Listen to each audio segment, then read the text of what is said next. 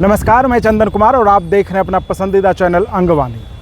आज लोकसभा में जो कुछ हुआ वो एक नए राजनीतिक समीकरण की तरफ इशारा करता है। जिस तरह से बिहार के 3 सांसद और वो विभिन्न पार्टियों के वो एक सुर में बोलते नजर आए, उसने जो है फिर से एक बार नीतीश कुमार के पाला बदलने के जो कयास बीच बीच में उठ जाते हैं बिहार की राजनीति और देश की राजनीति में, उसको फिर से बल दे दिया है। वो हम आपको बताएंगे कि कैसे एक तरह से नीतीश कुमार के सांसद, लालू जी के सांसद और कांग्रेस के, हालांकि वो निर्दलीय होकर जीते थे, लेकिन वो एक मुद्दे पर, बिहार के एक मुद्दे पर कैसे तीनों एक सुर में बोलते रहे और तीनों ने एक दूसरे का साथ इतने ज़बरदस्त ढंग से दिया कि मंत्री जी को भी जवाब देना मुश्किल पड़ रहा था और लोकसभा स्पीकर को उन्हें जो है शांत करके बिठाना पड़ा। तो इसमें 2 चीज़ें, एक तो ये कि बिहार के मुद्दे, अगर आप इसको ऐसे देखते हैं तो आप देख सकते हैं कि बिहार के मुद्दे पर देखिए कैसे, चाहे इधर के हों या उधर के, सब एक मुद्दे पर हों और मामला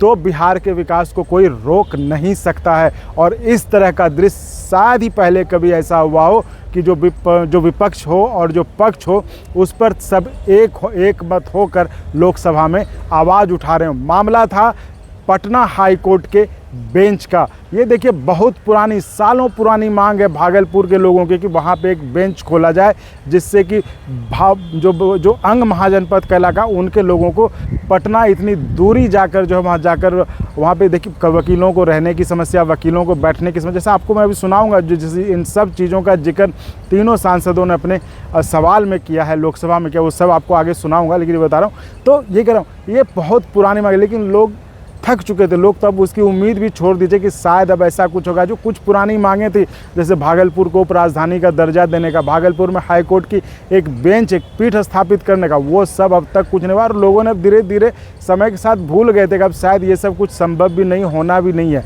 लेकिन आज फिर से इसको बल मिला जब बांका के सांसद गिरधारी यादव ने लोकसभा में इस मसले को उठाया। इसके बाद पूर्णिया के सांसद राजेश रंजन पप्पू यादव जी ने, जो कि निर्दलीय जीते हैं, महागठबंधन के साथ रहते हुए, वो भी आपको पता ही है जिस तरह के राजनीतिक समीकरण उसमें हुए, तो वो अकेले लड़े और फिर वो जीत कर आए।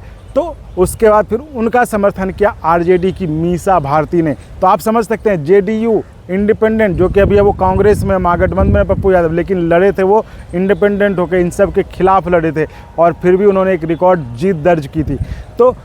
तो समझिए, प्रस्ताव मूव किया जाता है, सवाल होता है जनता दल यू के सांसद का, जो कि बिहार में अभी सत्ताधारी गठबंधन में सत्ताधारी दल के नेता सांसद हैं, उन्होंने सवाल किया।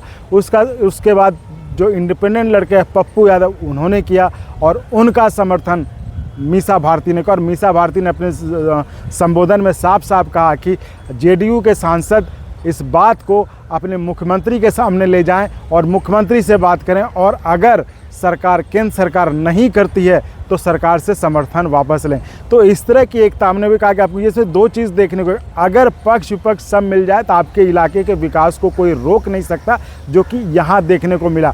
और दूसरी बात जो है कि जिस तरह से ये तीनों एक हुए, जेडीयू, आरजेडी और जो इंडिपेंडेंट, जो कि हालांकि वो कांग्रेस में पप्पू यादव, जो जिस तरह से एक हुए, तो क्या फिर से इस बिहार के विकास के मुद्दे पर, जो कहा जाता है कि केंद्र ने बिहार को उस स्पेशल स्टेटस का जो स्टेटस अभी तक नहीं दिया है, तो क्या ये बिहार के विकास के मुद्दे पर कहीं फिर से नीतीश कुमार पलटी तो नहीं मारेंगे, कहीं फिर ये एक तो नहीं होने जा रहे हैं? जिस तरह से आज ये तीनों लाइन दिखी एक मुद्दे पर, बिहार के विकास के मुद्दे पर, कि पटना हाई कोर्ट की बेंच जो चाहे पूर्णिया या भागलपुर या किसी एक और अन्य इलाकों में स्थापित की जाए, क्योंकि बिहार की जो आबादी है 13 करोड़, उससे कम आबादी वाले राज्यों में 2-3 खंडपीठ हैं, जबकि बिहार में 13 करोड़ आबादी होने के बाद भी कोई खंडपीठ नहीं, एक ही जगह है और एक ही हाईकोर्ट पटना पे पूरा डिपेंड रहना पड़ता है।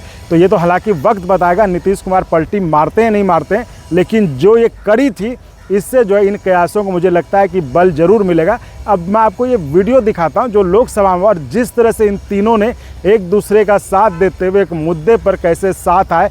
और हालांकि इसमें इंटरेस्टिंग, इस बात को बल इसलिए मिलता है और मैं इसलिए कह रहा हूँ, इसमें जिस तरह से बिहार के विकास को, जिस तरह से जेडीयू ने मसला उठाया लोकसभा में, पप्पू यादव ने फिर उठाया, फिर मीसा भारती दोनों के समर्थन में कूद गई।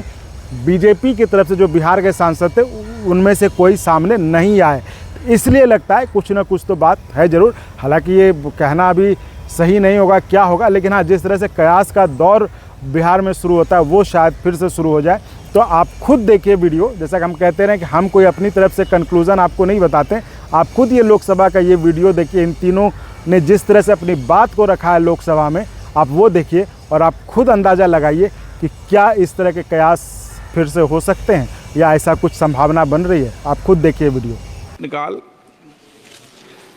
प्रश्न संख्या 261 श्री गिरधारी यादव। माननीय मंत्री जी, पटल पर रखा गया। माननीय सदस्य महोदय, हाईकोर्ट के पीठ की स्थापना केंद्रीय सूची में और बिहार जैसे 13 करोड़ राज्य वाले आबादी वाले राज्य में मात्र एक हाईकोर्ट है, कोई बेंच नहीं है, जबकि इससे कम आबादी वाले राज्य में एक हाईकोर्ट और 2 बेंच है। क्या केंद्रीय सूची में पीठ की स्थापना यदि है तो क्या भारत सरकार बिहार में, भागलपुर में या बिहार के और किसी इलाके में हाईकोर्ट के बेंच की स्थापना करने का विचार रखती है?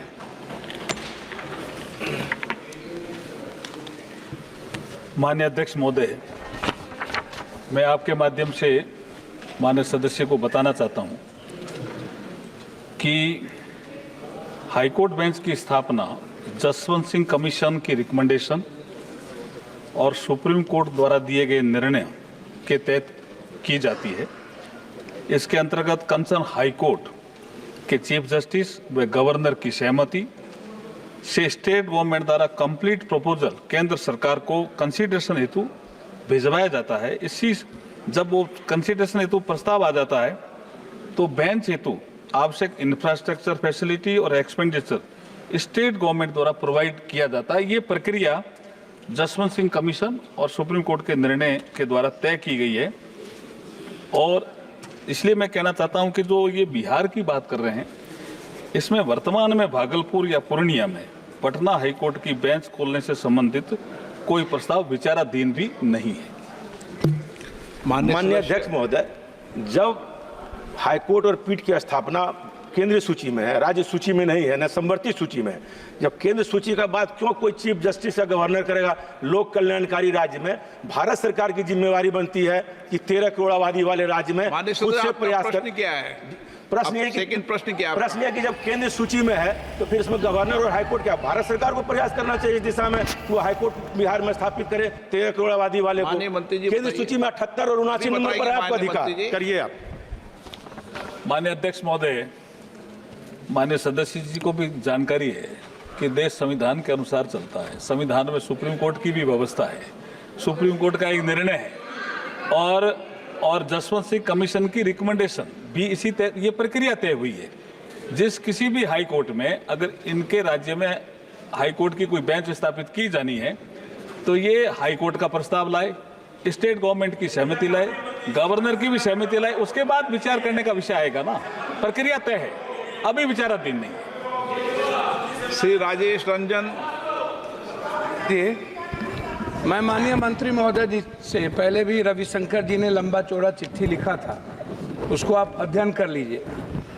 नेशनल जुडिशियल डाटा के मुताबिक आपको याद होगा लॉ कमीशन ने 125वां रिपोर्ट आप देख लीजिए, उसमें स्पष्ट है और गांधी जी का वो justice delayed and justice deny, ये जो 2 इशू है इसको आप देखिए। इसमें कहीं से राज्यपाल या आप उसको मंगा सकते हैं। अन स्टेट में आप ही के स्टेट में 3, महाराष्ट्र में 3, बिहार की आबादी 13 करोड़, महाराष्ट्र में 2, मध्य प्रदेश में 3, राजस्थान लखनऊ में 2, जबकि तीसरा लखनऊ में 4 होना चाहिए, उत्तर प्रदेश में। बिहार में मेरा आग्रह है कि बिहार में एक हाई कोर्ट पर 2,37,000 लगभग अभी तक केस पेंडिंग है पटना हाई कोर्ट में। अध्यक्ष महोदय, स्थिति यह है कि अभी तुरंत कुछ दिन पहले वकील को रहने के लिए कोई पटना में जगह नहीं है तो नीचे में बैठ करके वकील साहब हाई कोर्ट के वहां पर मैं बता रहा हूं कि जल गए ट्रांसफर पर। मेरा आग्रह यह है इसमें कि पूर्णिया हाईकोर्ट बेंच आज से लंबित नहीं है, या पूर्णिया, कोसी, सीमांचल, मिथिलांचल, भागलपुर का जो इलाका है वो सबसे ज्यादा पुअर पीपुल है, पटना नहीं आ सकता है, दूरी है और जस्टिस उससे नहीं मिलेगा। उसी तरह बेतिया, छपरा, शिवहर, गोपालगंज, मुजफ्फरपुर, तो 2 बेंच और, एक पूर्णिया, एक मुजफ्फरपुर, गोपालगंज, छपरा। राज्य सरकार प्रस्ताव भेजेगी, हाई कोर्ट प्रस्ताव भेजेगा। माननीय मंत्री जी बताइए, आप क्लियर करिए इनको पूरी रूप से। मैं आपके माध्यम से पुनः माननीय सदस्य को ये चीज स्पष्ट करना चाहता हूं कि जसवंत सिंह कमीशन की रिकमेंडेशन, सुप्रीम कोर्ट का निर्णय, उसमें कुछ प्रक्रियाएं तय कर दी। उस प्रक्रिया के तहत पहले राज्य कंसर्न में हाई कोर्ट और राज्य सरकार नई बेंच स्थापित करने के विषय में सभी पहलों पर विचार करके आपसी सहमति बनाएंगे। तो हाई कोर्ट के चीफ जस्टिस, राज्य सरकार का चीफ मिनिस्टर और फिर गवर्नर, ऐसी सहमति बनेंगे। ऐसा कोई प्रस्ताव आएगा तो अभी कोई ऐसा प्रस्ताव आया हुआ नहीं है, यही मैंने उनको कहा। वर्तमान में देश में 25 उच्च न्यायालयों की 25 प्रिंसिपल सीट के अलावा, ये बात ठीक है कि कुल 15, जिसमें 13 परमानेंट बेंच और 2 सर्किट बेंच कार्यरत है। श्री मीसा भारती जी, आप बार बार में बेटे बेटे बोलती हो ना, इसलिए आपका नाम लिखा कि आप बेटे बेटे की जगह आप बोल रहे हैं। बोल दीजिए। नहीं, अध्यक्ष महोदय जी, जैसा कि गिरधारी जी ने और पप्पू यादव जी ने जो डिमांड की, वही डिमांड हम लोग भी कर रहे थे। हमारे दल के भी जो अभय कुशवाहा जी वो प्रश्न पूछना चाहते थे। तो माननीय जो मंत्री जी का जो जवाब आया, मैं उस जवाब से संतुष्ट नहीं हूँ। और एक आपके माध्यम से मैं जेडीयू के सांसद महोदय से कहूंगी कि अपने नेताओं से बात करें, नीतीश कुमार जी माननीय मुख्यमंत्री जी से बात करें और वहां से प्रपोजल भिजवाएं। और अगर इस तरह का प्रपोजल वो नहीं कर सकते हैं तो सरकार से अपना समर्थन वापस ले और बिहार की जनता को धोखा देने का काम ना करें। भाषण नहीं। धन्यवाद अध्यक्ष महोदय जी। माननीय मंत्री जी, इनका प्रश्न नहीं है साहब, इनका वही प्रश्न है जो पहले माननीय 2 सदस्यों ने पूछा और मैंने ये बताया कि अभी कोई प्रस्ताव विचाराधीन नहीं है। बिहार सरकार से कोई प्रस्ताव आएगा, हाई कोर्ट की सहमति आएगी, गवर्नर की सहमति आएगी, चीफ मिनिस्टर की सहमति आएगी, उसके बाद केंद्र सरकार विचार करेगी। Question number 242 Tejasvi Surya. साथियों, तो मुझे लगता है कि अब आपको ये वीडियो देखकर क्लियर हो गया होगा कि आखिर क्या कुछ चल रहा है और क्या ऐसी कुछ संभावनाएं बन रही हैं या फिर ये एक महज संयोग था।